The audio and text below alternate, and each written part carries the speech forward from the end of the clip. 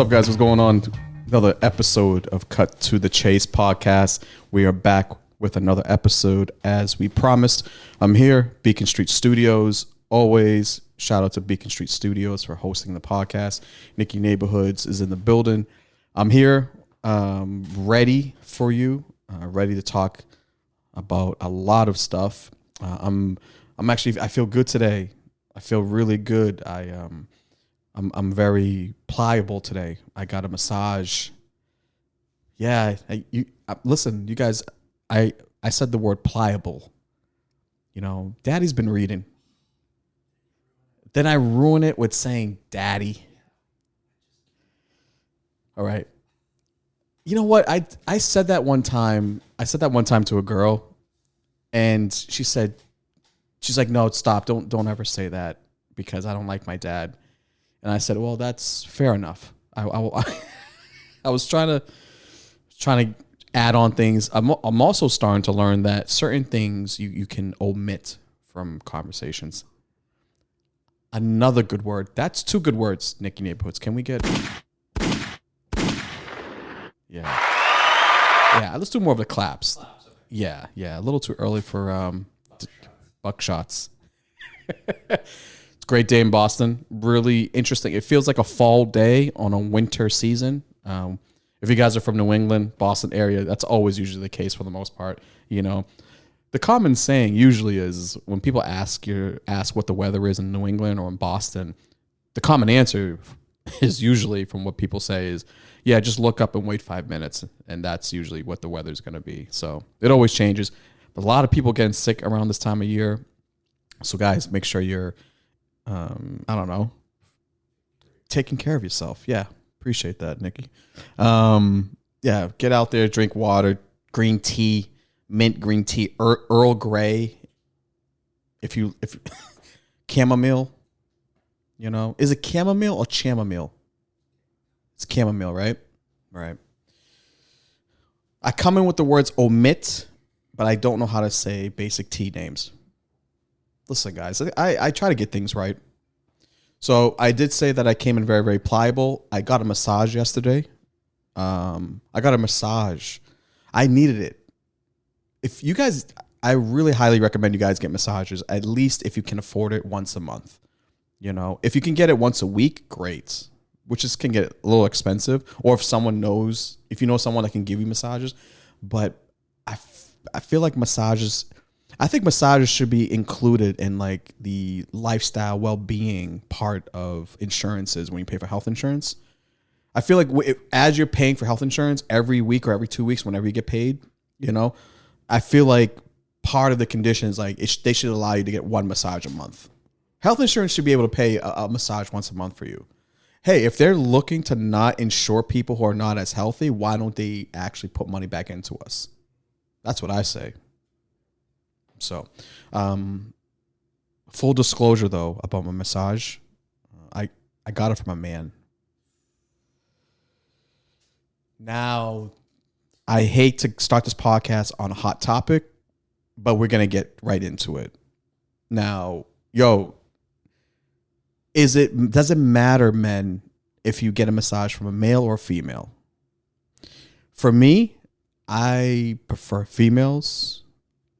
But I was kind of forced into this guy giving me a massage. And let me just really quickly plead my case real quick before you guys start thinking. Yeah, I know what you guys are thinking. Like, what do you mean he forced you? Listen, I really was hurt, and I was like, yo, man, I can't wait another 2 weeks to get a massage. So I need to get a massage now. So I went and I was on Newbury Street, which is a really nice area of Boston. If you guys ever come to Boston, Newbury Street is kind of like one of the, nicer street shopping areas. A lot of people go for food, restaurant shopping, shit like that. So there was a sign outside with a board that says massages, $50 for 60 minutes or whatever, $70 for an hour. I took the 60 minutes. First of all, by the way, if you pay for a service anything less than an hour, you're not getting like the maximum service, I believe. Don't go for the 30-minute massages. Always go for the 60 minutes. Because I feel like when people know that they're only going to do it for 30 minutes, they know they're not going to get that much money, so they're not going to put that much love into their work. That's kind of a weird thing I think of. So I always go for like at least the 60-minute because I always feel like at least they're getting their money's worth, you know? I don't know. What the fuck? I just took the 60 minutes, okay? Whatever. I try to make something make sense. It didn't make sense.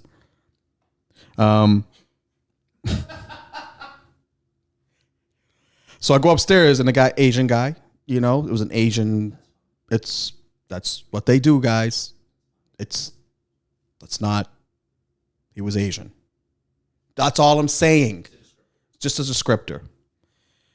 He's like, hey, massage? I was like, yep, absolutely. Which one would you like? I said, I'll go for 60 minutes. He goes, okay, go. He takes me into the room. And he starts following me. And he goes, I go, oh, so is there any females? He goes, no, I'm the only one. I was like, well, I guess you got me in here. You already got my credit card on file. I can't leave now. I have to be honest with you. He wasn't that bad. He wasn't that bad. But I still felt a little uncomfortable.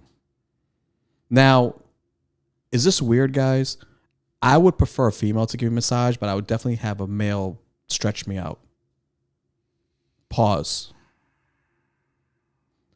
I would prefer a male like because I don't know why, because I've always had like conditioning coaches when I used to play in college and basketball and like athletics. They were all male generally. They stretch us out and they massage us, but it was weird. We allowed, like, it was already kind of in the environment, in the space. We kind of just already accepted it.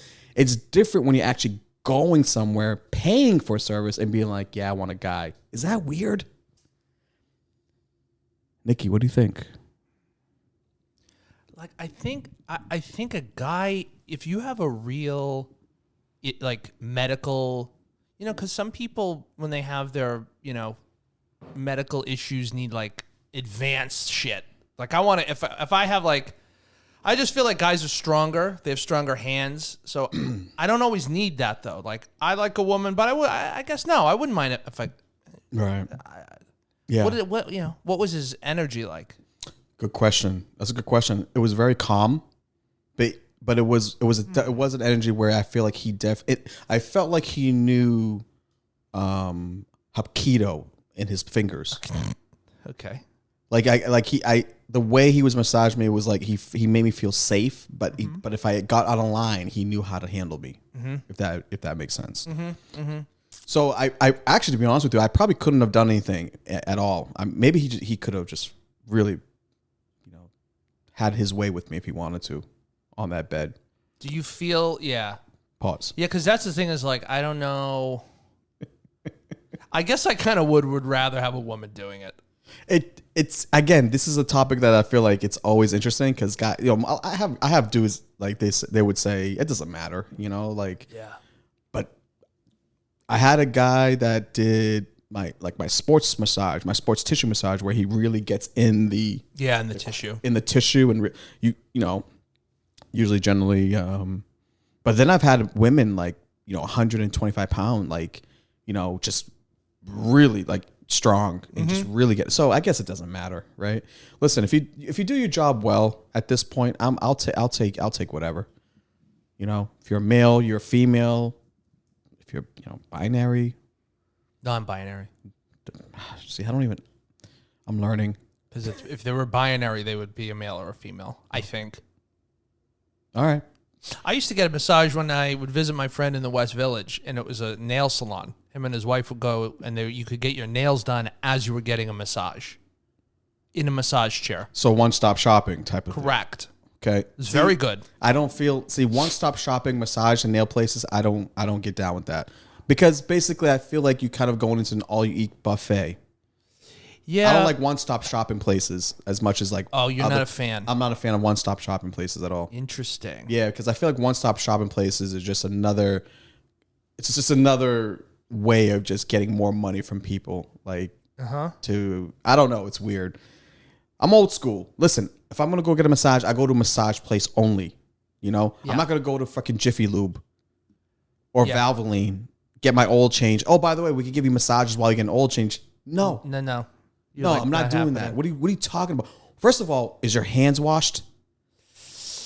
Yeah. After you're doing an oil change, do you wash your hands? Do you have the you know, the freshest soaps I don't think Valvoline or Jiffy Lubes have the freshest soaps. Yeah, I could see that. I could see where your hesitation would be. Feel me? I respect that. But I feel good though. Man, I needed it. 60 minutes. And where'd you get it? Where was it? It was right on Newbury Street. Okay. Yeah, it was just I was walking, got out of work, had some time to kill, and before I went to, I did a set at Nick's Comedy Stop after. Oh. So shout out to Nick's Comedy Stop. Shout out to Will Noonan, by the way, giving me a spot. You know, it's funny. This is the thing about Will Noonan, guys. Follow Will Noonan at Will Noonan, the comedian. So, one of the best out here. Respected, funny. You know, does it all. Acts, podcasting. He's very talented. I've known him for so many years. I get into the club. I just wanted to like see comedy. You know, I haven't done comedy in like a couple weeks. You know, a show, but I don't know. I just wanted to be around it. Last night, a lot of things have happened this week, and I just needed to go see it. And he was like, "Yeah, you're up next." I was like, "Okay." Like, I was like, "All right, I guess I'm up next." You know, Great. took bullet. You know, warmed up the crowd, showed off my stomach. It was good. Oh, yeah. I know that bit. Yeah, you know that bit. Chase did that bit at the Wilbur Theater in front of 1,200 people. I will continue to do it. Yeah. You had more of a stomach back then, though. Has the bit suffered now that you've lost some weight? No, the bit hasn't suffered because there's still. You still have GoPuff. I still got GoPuff. Yeah. A GoPuff. That bit will remain alive as long as you have a GoPuff account. Even though you've lost considerable amount. How much are you down now? Down, man. I was 278 pounds when I started jiu-jitsu. So I would say right now, I weighed myself the other day. You know, you put on a little extra calories in the winter. So I'm at 224. Wow. That's great. 225. Yeah. So what's that? Like 40, 50 pounds, something like that? 60 pounds? Yeah. 40 pounds. Okay. Yeah. I've been telling people I lose, because I think anything over 40, if you just say 60, people don't care. 60 was not a number I would use. 50, people are like, whoa. Yeah. 60, they're just like, Yeah. all right. Yeah. Maybe That's great. Yeah. I overreached, right? 50, it just has that 50. I lost 50 pounds. Yeah. You should go 70. I think I might have said it to one person, actually. I think I might have said it. I don't think embellishing the truth means lying. Expound on that.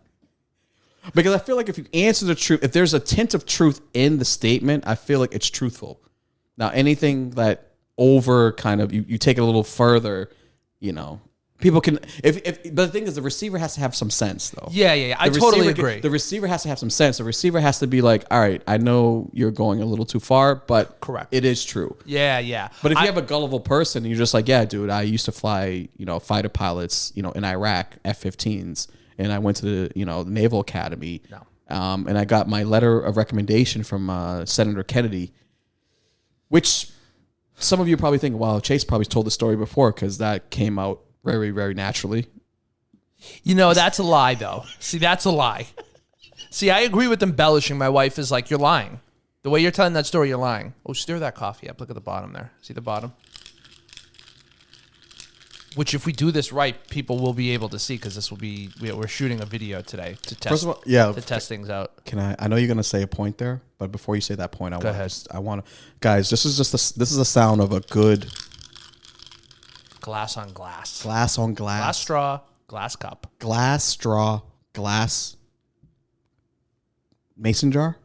Oh, no, because you can't mix. That's specifically for that type of coffee. Wow. Yeah. I came into Beacon Street Studios. Nicky Neighborhoods, the producer of the podcast, just knows how to just provide the right aesthetics for the situation. Made me an iced coffee. First of all, he asked me what type of coffee I would like, hot or ice. Yo, you already know from someone's giving me that option, they know what the fuck they're talking about, right? Makes it in a nice machine thing that goes shh, something like that to that degree. Puts ice first. I watched you like make this coffee. You're fucking good. Listen, there's a level of hospitality that I've really, really gotten into. Doing You know? good. And you also you put the cinnamon, like the way you Just a touch. I mix some in, and then I put some on the top just so you know that it's in there. Because I don't want you to be like, oh, what are these specks in here? You see it on the top, your eyes see it, and then your body will adjust to it. That's the level of thought that goes into my production here. You sprinkled the cinnamon like you were the Salt Bay guy. Yeah. You just was just like off my shoulder, off my elbow. Off your elbow. Like you're following through. It was good. I don't know how we led into coffee though but yeah. Yeah, the massage was good. I feel, the show was good. Nick's Comedy Stop. Shout out to Nick's Comedy Stop. I'll be at Nick's Comedy Stop hopefully soon. I would like to headline again back there. You guys will definitely know. Once I know. If they let me know. Are you looking at the camera now? That's what we're doing? Yeah, that's what we're doing. That's why I didn't want to project this on the television, because I know you'd just be looking at yourself in the television the whole time. It's all right. Was this your first massage? No. God, no. God, no. Oh, I used to get massages all the time. Yeah. Yeah. Big massage guy. Yeah. I used to go down to this massage place once a month down in Providence. Oh. Yeah. Okay. Yeah. It was called the Lily Pad. It's called a Whack Whack. It's actually called the Lily Pad. That's a great name. Yeah. And it was good. For $60, you can get washed. Oh, yep. It's that they do that. They give you a nice wash. This is interesting. When I first went in there, I didn't know what to expect. My boy took me there. My boy Buick. What a name. Yeah, we call him Buick because he's like old. Okay. So we just refer to him as like a Buick because generally older people drive Buicks. Yep. So his real name is Barry. But I like Buick better. I like Buick. Yeah, right. Right. Yeah, I like Buick better. Because if you had a friend named Barry or Buick, I think I'm going with the Buick guy. Buick. So Buick was like, "Yo, I know a place that I go to." So I was like, $60. It's a good massage. I was like, all right, let's do it. I get in there. They don't. I'm thinking I'm getting like it's just a massage first. Nah, son. They take you into the back room. There's a stand-up shower with a thing where you just lie down. So the girl's washing you. Like they wash you, and then she lays you down front and back. I'm like, oh, I don't think this is just a massage that I'm walking into here. No. This is a little bit more interactive. Right away. She didn't even ask me my name. She just took me in. She didn't ask me my name. Listen, if someone's going to wash you, I need to know a little something about you. A name. What's your sign? Preference, yeah. What's your horoscope? Like, at least something. Give me something. Agreed. Are you a Cancer? Agreed. Scorpion, Are you a character in the show Mortal Kombat? Are you Scorpion or are you Sub-Zero? Something. Do you prefer chicken cutlets over chicken palms? Now, see, here's my thing. How much was the massage, if you don't mind me asking? The one that I just want a Newberry? Yeah. It was $70 for 60 minutes. Oh my God. Okay. Yeah. That's pretty legit. That's fair, Yeah. I've got massages $150 before, you know what I mean? So yeah, it was a good price. Good price. He good amount of pressure, didn't get too crazy. But it was good. The price was good. But dude, if I had to choose between the two of the better massages, keep it real, guys. I'm going with Lily Pad all day. Yeah. Because I also get another 60-minute massage after the wash. And I can't get over the wash. The wash part I like. I prefer it. Wash me up. Yeah, you would want someone clean coming in. You want someone clean because you have hand. I want to wash. Yeah. Feel me? You need a wash.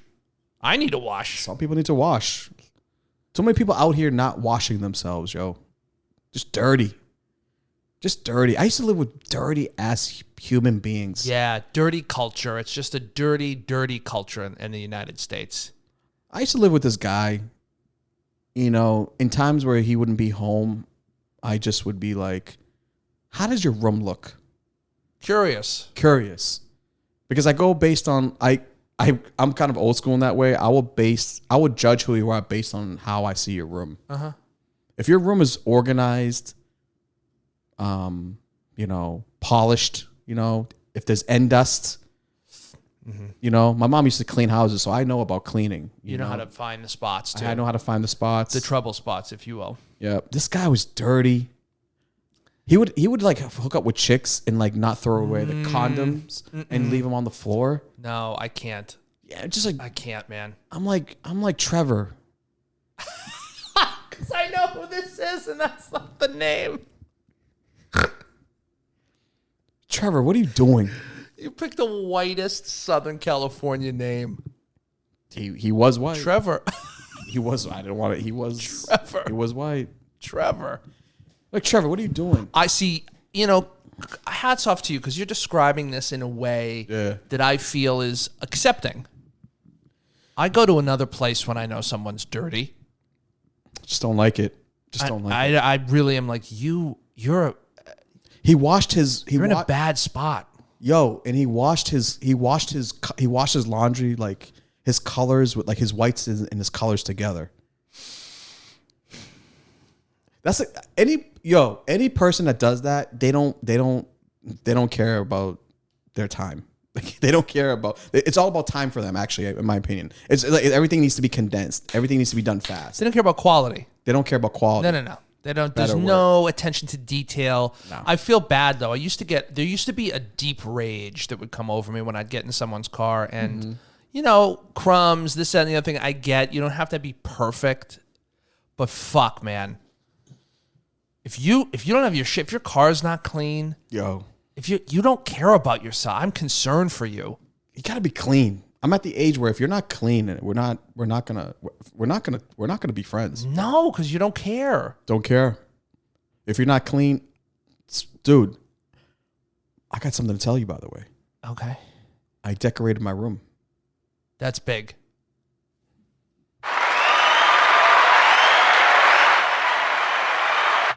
That's big. My basement furnished apartment room. You don't have to say big. Your apartment. My apartment. Is it in the basement? It's in the basement. Okay. Yeah. It's furnished. It is a subterranean. Yeah. When would you call the house a colonial? Was it an old house? I would say old. Definitely old. A subterranean colonial apartment. Yeah. Yeah. Beautiful. Rich in history. Mm-hmm. Rich in history.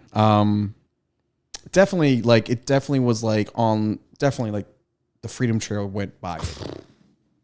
Okay. Like it definitely has that. It has like a big backyard space. Okay. Has a house with another lot where you can build another house. Okay. So I feel like it definitely housed people at some point. I got a TV. I hooked up my TV. I got a rug. Okay. I got a lamp. I got a mini fridge. Mm-hmm. And that's it. Do you need anything else? Nope. No. Not at all. No. Good for you. All those things are none of them are mine.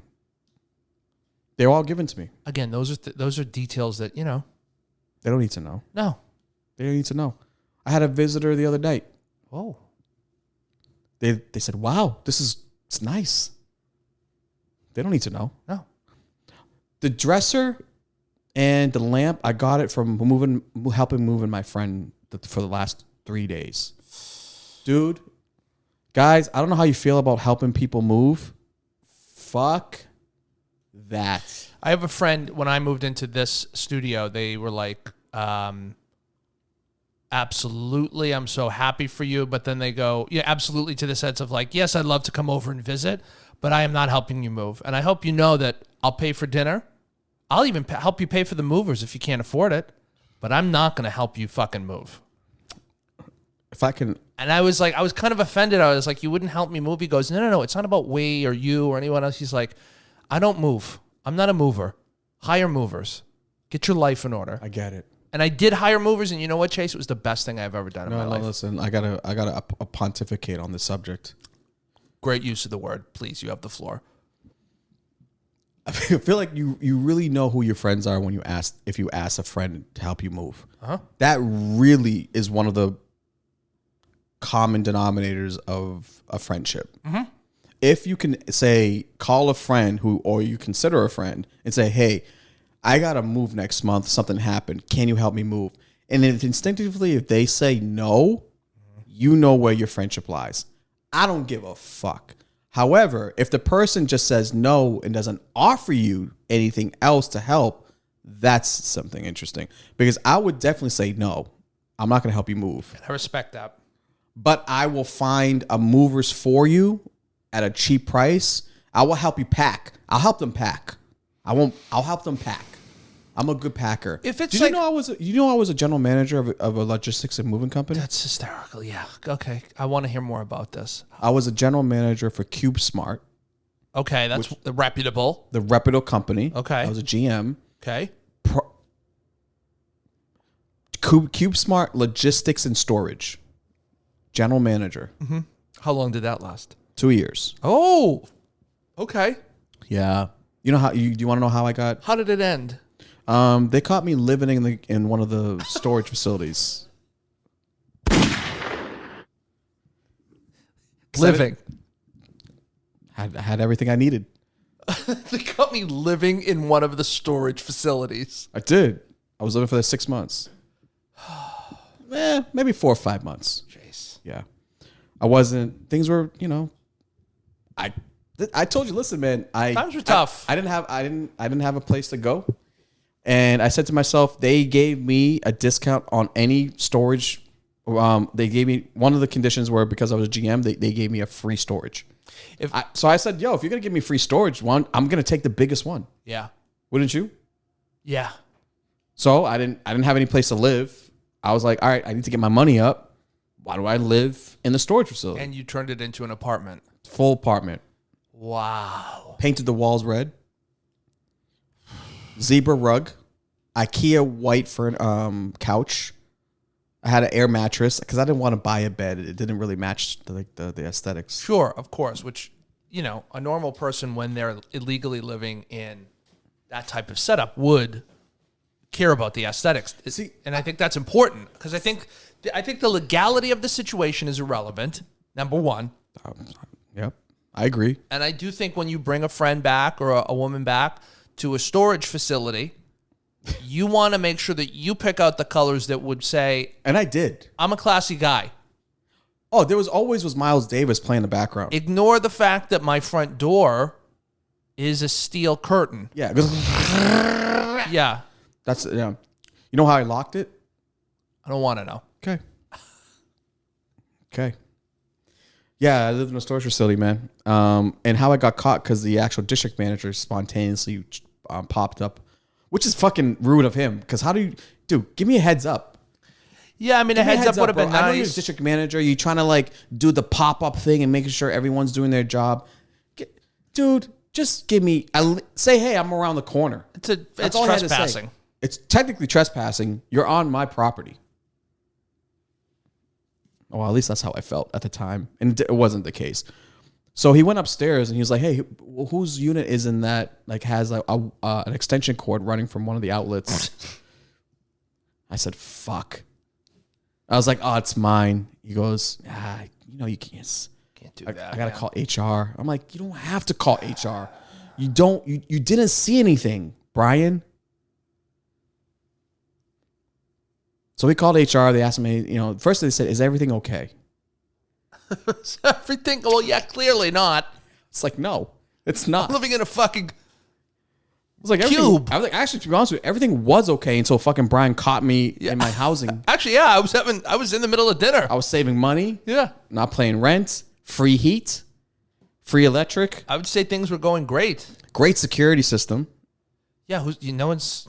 It was code. Everything was coded entry.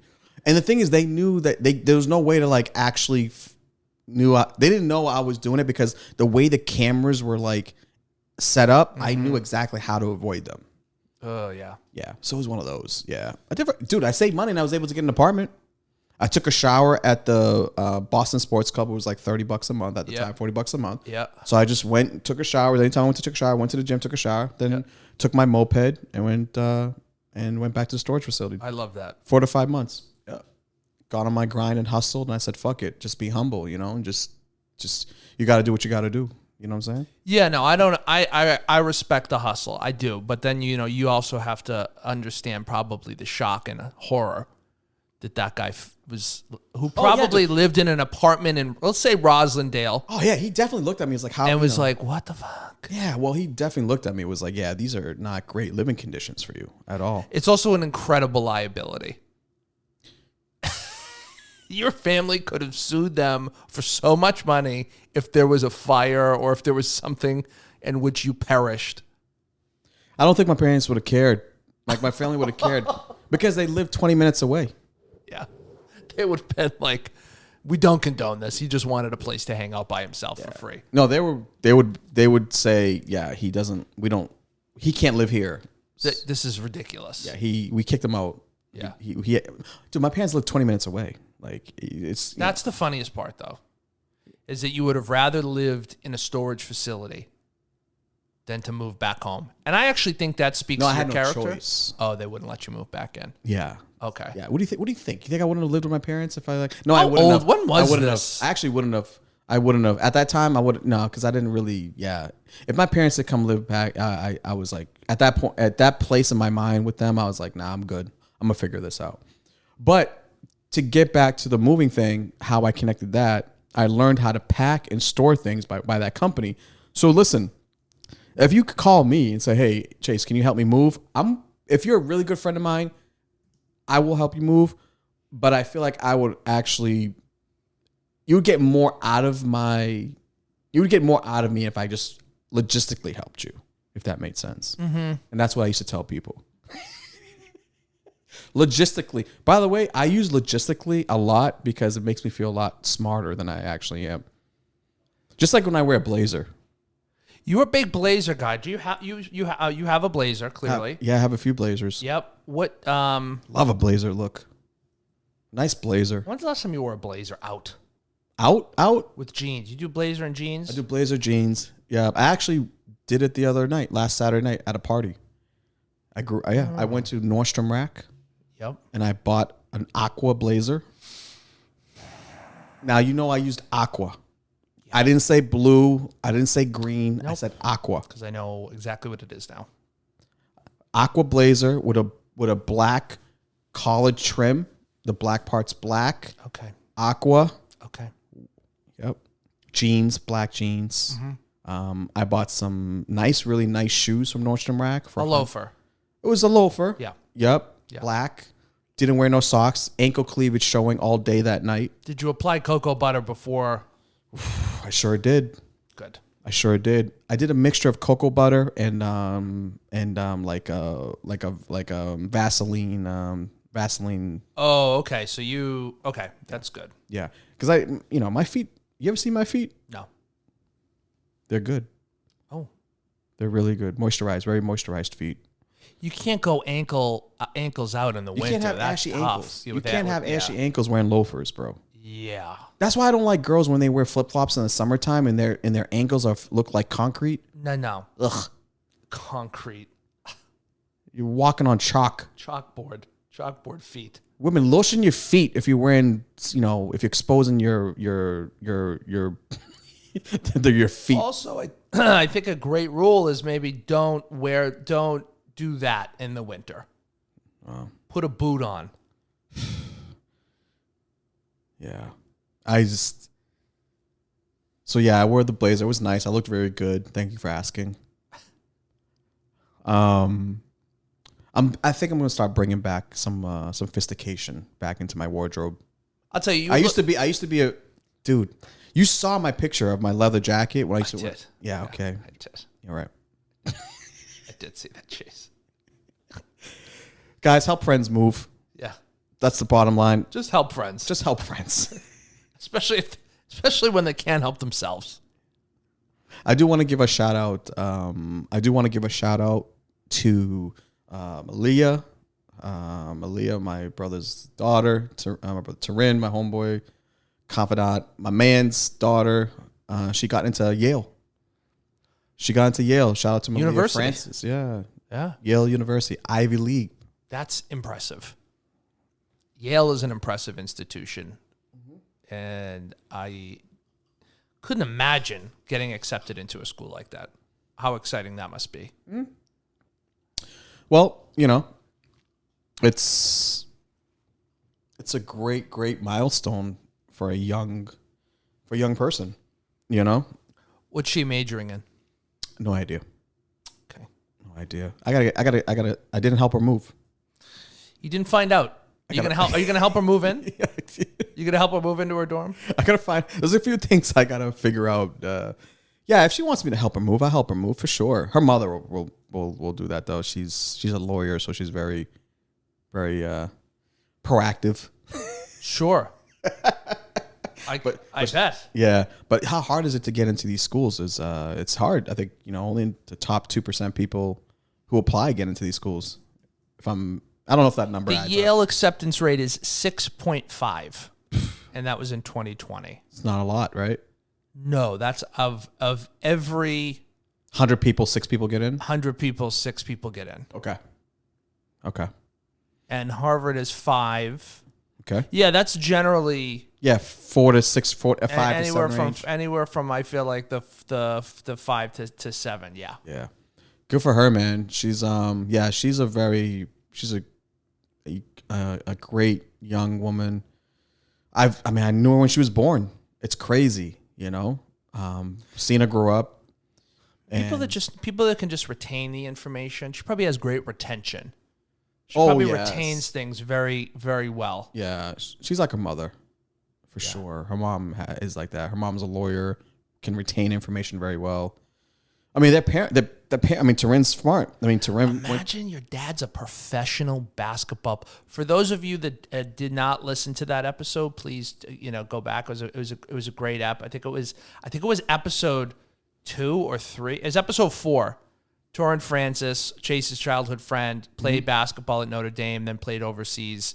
Man, imagine having your dad as a professional basketball player. Was he 6'11"? Yeah.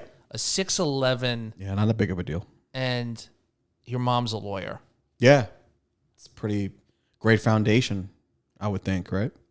So, yeah, she's got some smart parents, black excellence for sure. Yeah.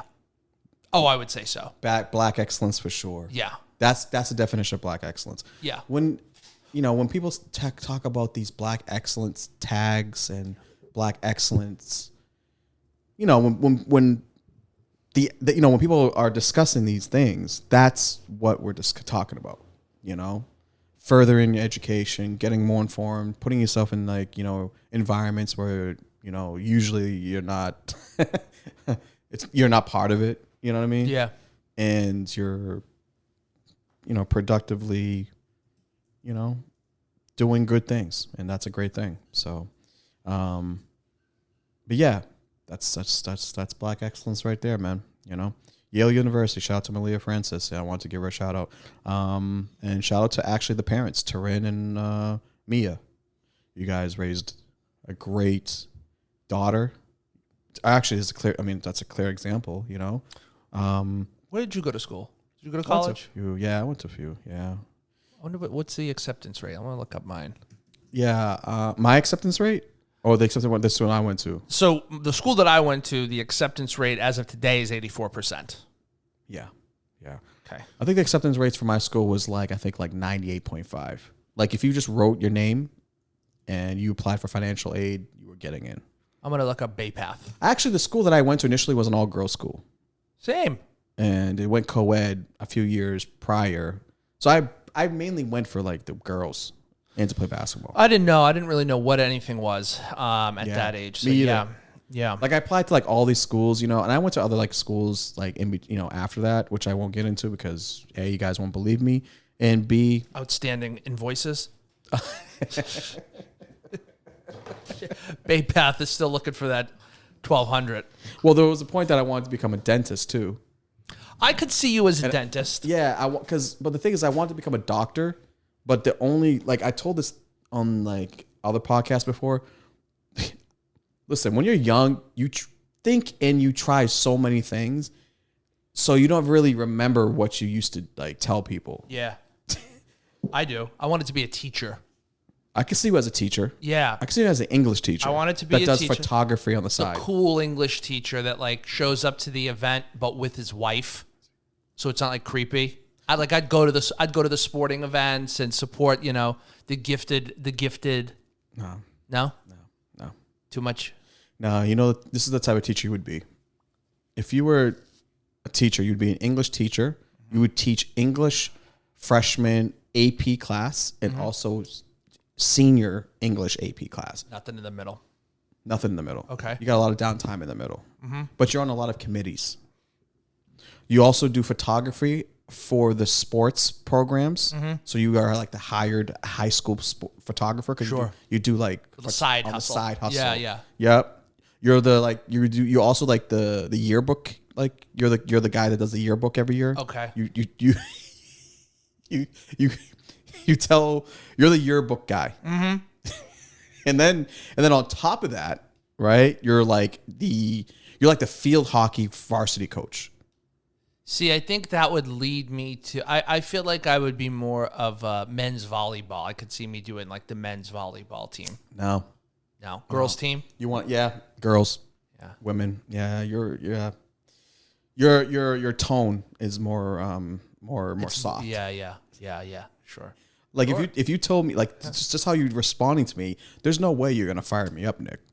To spike a ball just by your tone. See, I take more of the was it Rick Pitino approach? No, you don't. Where it's for you to fucking think, let me take that back.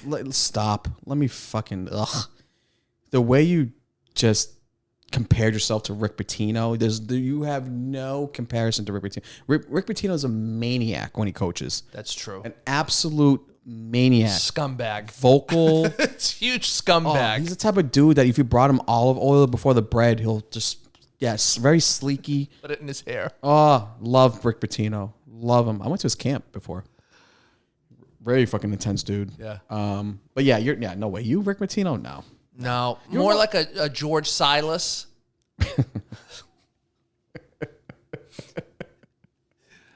Just tall, constantly confused, needs a towel halfway through the game. You'd be the assistant coach that always would be getting up at like every play, but just to whisper to the head coach in his ear. Yeah. But we don't know what you're saying. Yeah. Hey, I think we gotta take him out. He's got 2 fouls. Just like, yeah. But you always lead with like, I think just to let you know. Oh yeah. And then you sit back down and you just let him decide. Like, Yeah. You're kind of like He's got 4 fouls. You're the Lebanese Ime Udoka.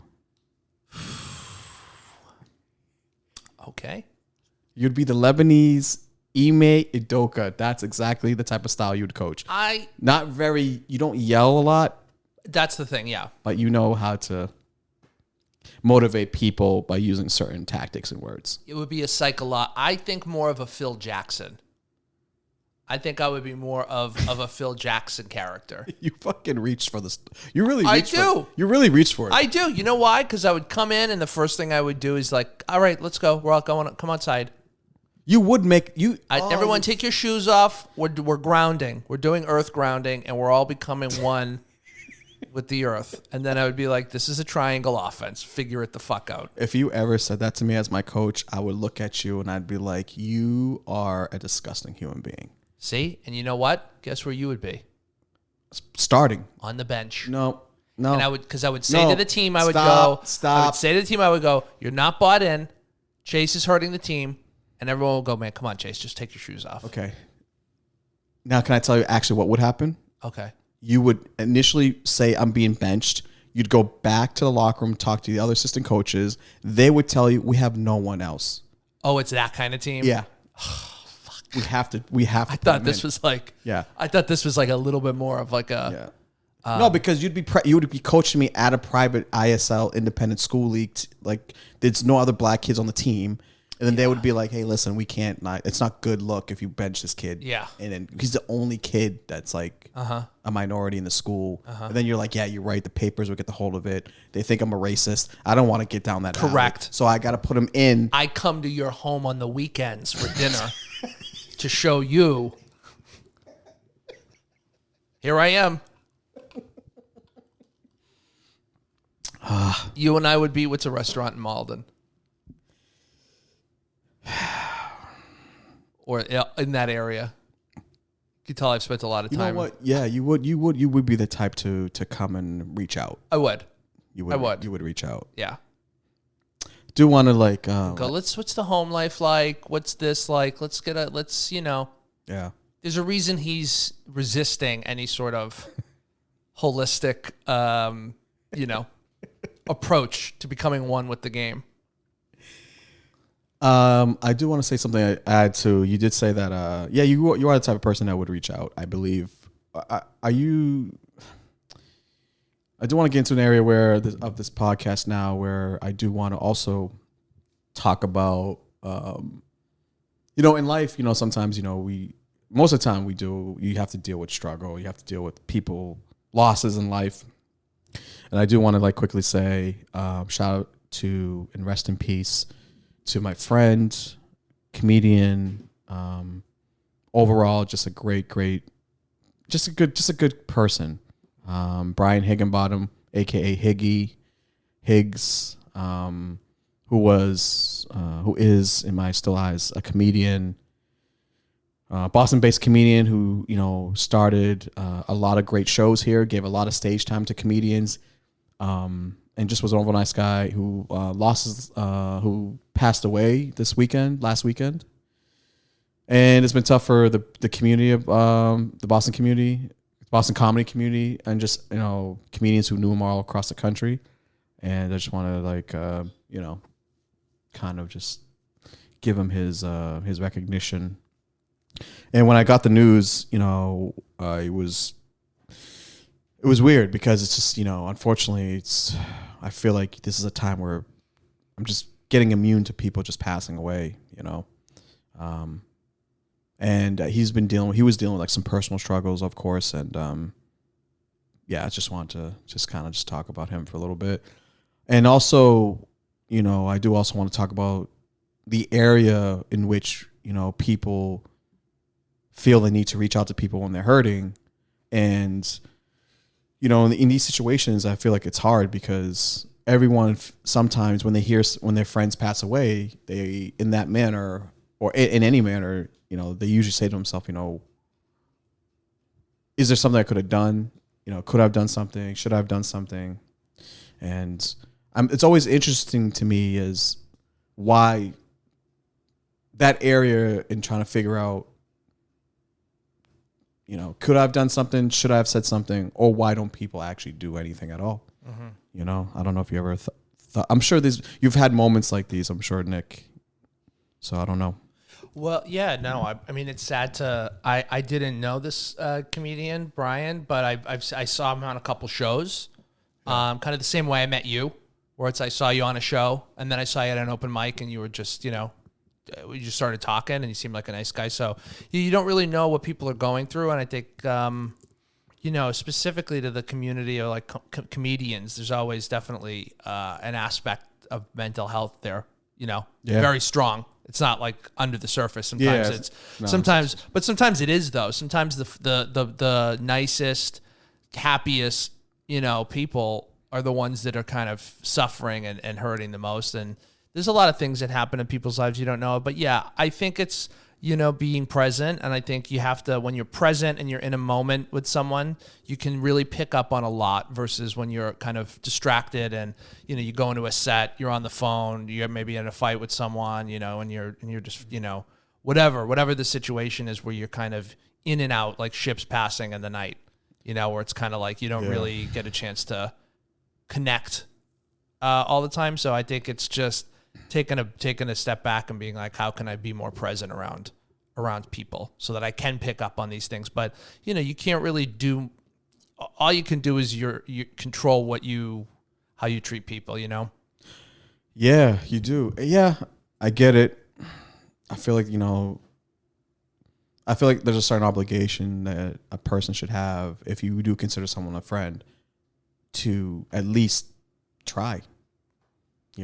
Yeah, well, I think what you're talking about too is like, especially if there's an element of like mental health or anything like that, which we're not saying there is in this case. I don't really know, but it sounds like, if someone, because there's a lot of comedians recently that have committed suicide, and there's a lot of, again, not to say that this is what happened, but, you just don't know. You just really don't know, and it's important to, like, just be there for people. And I think that's the biggest thing is like, you ask yourself, well, how could I be there for someone? Well, just by being present and actively listening. Yeah. That's it. It's all you can really do. That's all you can really do, I guess. Yeah, and then if wherever that takes you, let it take you. But yeah, if you do have people out there that needs some sort of assistance or even someone to talk to, just try. Try to give a few minutes. And I think it does make a difference. Take it from someone. Take it from me. Let's just say that. You'd be surprised of how you would be surprised what a simple conversation or just being available for someone for 10 minutes, 15 minutes can do. It could change actually their decision, so. One good thing you could do if you have family members or friends or people that, I bring this up because everything is through the lens of technology now. Everybody is glued to their phones. And I think something that I do with family members or friends is I'll set reminders, or I'll even set a quick update on my phone where it generates a text for me. Yeah. And all I have to do is hit OK. And it's every other day or every Tuesday or every Monday you reach out to someone with a joke. Like, it might, you don't have to get anything in return. There just has to be something there that says, hey, hope your week's going well. Talk soon. Yeah, do whatever you got to do. Just little things like that where it's like, because some people are like, well, I'm busy and but it's like, okay, well, that's not an excuse anymore. Everybody's busy. Figure it out. Everyone's busy. Yeah, figure it out. Figure it out. Everyone's busy. Do whatever it takes. Do whatever it takes to reach out to the people who who are hurting. It's just do what you need to do. That's it. Myself included, so we'll leave with that. And that's all I have to say about that. But rest in peace, Brian Higginbottom. Always in my heart, always forever. Love you, kid. But yeah, man, we have to appreciate life, and we have to, just be mindful that there's people out there that even though that they look like they're having a very, very swell life, especially through social media, like Nicky Neighborhoods says, things are happening inside. So, but yeah, I just can't believe like the year is almost over, and next year, 2023, it's going to be interesting to see how people are going to come back from, a lot of post-COVID stuff, because this is the second year of like the post-COVID like year. I feel like, because I feel like this year has been kind of just like a blimp, like it just went too fast, It's like everything was mush. I feel like everything was like pushed together, put together too fast, And I feel like next year is going to be it's going to kind of really show me exactly how society is going to like actually start acting.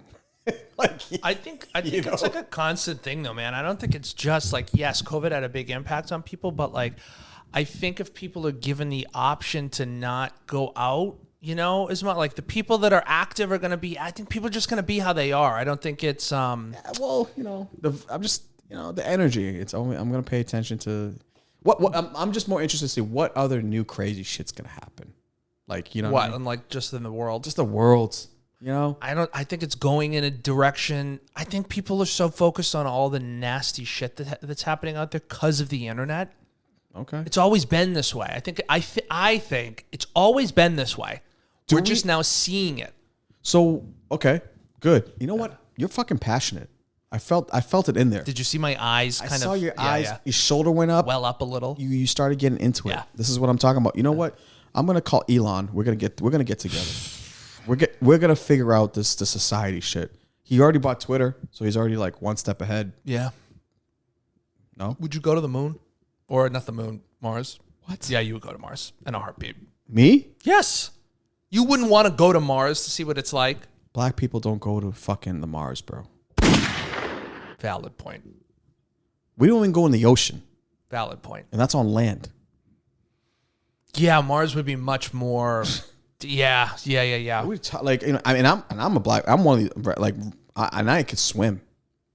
Like, I'm a good swimmer. I can see that. Yeah, I'm a good swimmer. Yeah. I just can't swim in like really deep waters because what happens is that the other people in the sea, well, people or sharks or fishes, whatever it's out there. You don't know what's down. Well, they're just gonna confuse me with a sea lion. Yeah. Like an overweight sea lion. Bait. Yeah, this is new bait. Yeah.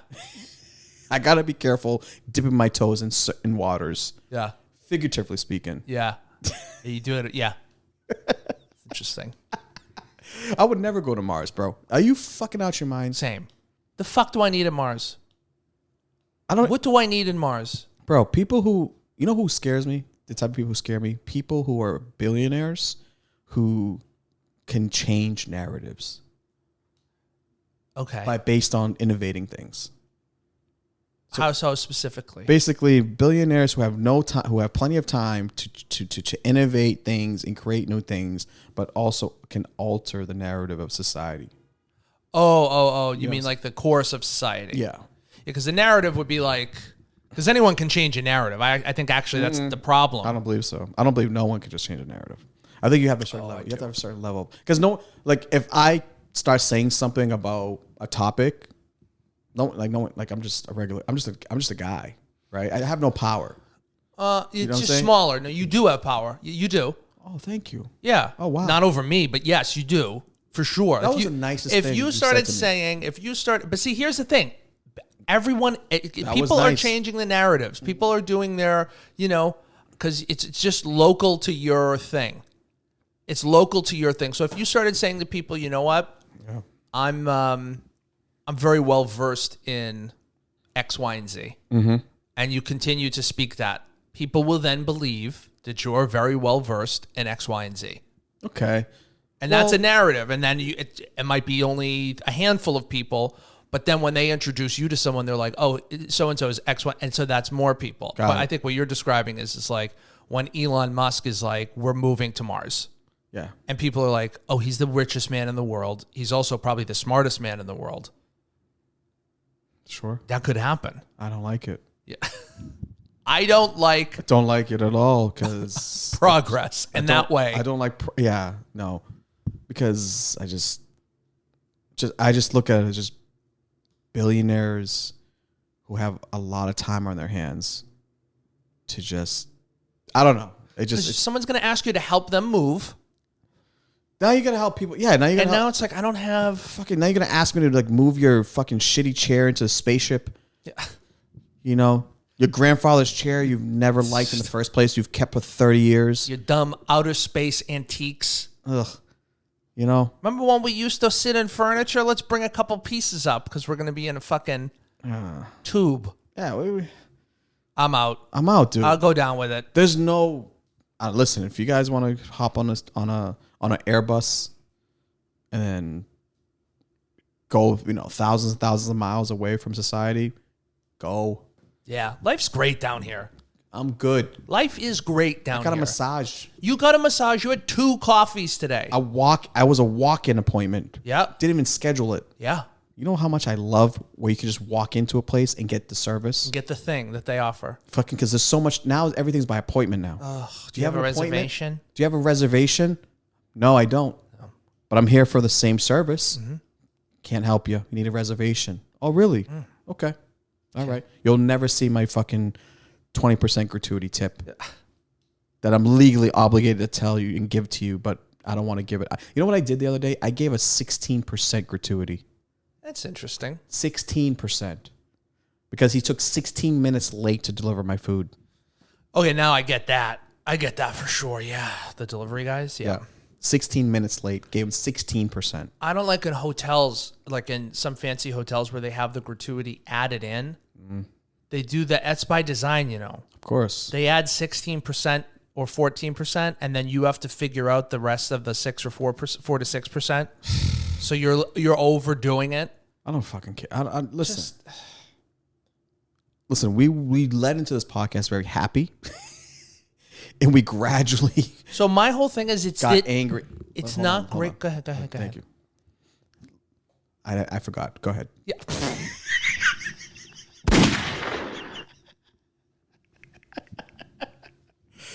It's okay, even if it's not okay. Even if there's people everywhere. There's some people out there where it's not okay for them. I get that, and I want to be sensitive. But like, it's the best. At least you're not okay is not in. Yeah. At least it's here. At least it's here. At least it's here where you can leave the house and go get a Dunkin' Donuts, $3 Dunkin' Donuts coffee, and sit there and be groped by a heroin addict. You know what? At least you could do that. At least, well, Nicky, seems like you have an interesting. I've been to a couple Dunkins. Seems like you've had some interesting experiences getting that skinny almond milk latte. In Andrew Square. Beacon Street Studios coming to you live. What do you have going on this week? This week, so I got some shows coming up next week. I'll be at, guys, if you're down the Cape area, South Shore area, I'll be in Monday. I'll be in Marshfield, Massachusetts. So if you're in the Scituate area, that area, I'll be performing at the Stellwagen Beer Garden. So that's a show. Tickets are on my page.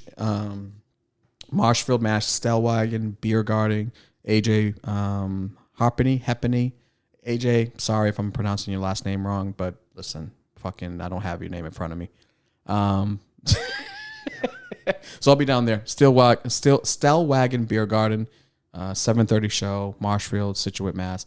Also, I'll be down Dennisport, Massachusetts, Wednesday, December 21st, at the Red Nun Bar and Grill. That's in Dennisport, down the Cape. I'll be performing there. Shows at 7:30, 8 o'clock. Get your tickets as well. And I don't have anything after that. I think I'm just going to take it easy for the rest of the year. And then next January, as far as right now, I'm at the Comedy Connection, January 19th to 21st. We'll be opening up for Chris Redd, former cast member, Saturday Night Live. He's been on all types of movies and TV shows, so that's going to be a great week. If you're in the Providence, Rhode Island area, get your tickets. Comedy Connection, January 19th to the 21st. I will be there hosting and getting some chuckles, hopefully. Chuckles. Getting some chuckles. Jesus. But yeah, that's what I got as far as for right now. Guys, appreciate you guys subscribing to the podcast. Please subscribe, share, like. We're on all podcast platforms. I'm on Instagram at Chase Abel, ChaseAbel. I'm on TikTok too at Chase Abel comedian. At Chase Abel _comedian. And YouTube, Spotify. We're on all podcast platforms. Nicky, what you got? At Nicky Neighborhoods. This guy's a fucking phenomenal. You can just do mine going forward. Just tack mine onto yours. I will. At the end. I will. Yeah. Nicky Neighborhoods is brought to you by Beacon Street Studios, brought to you by Cut to the Chase Podcast. Love you guys. We're out. Peace.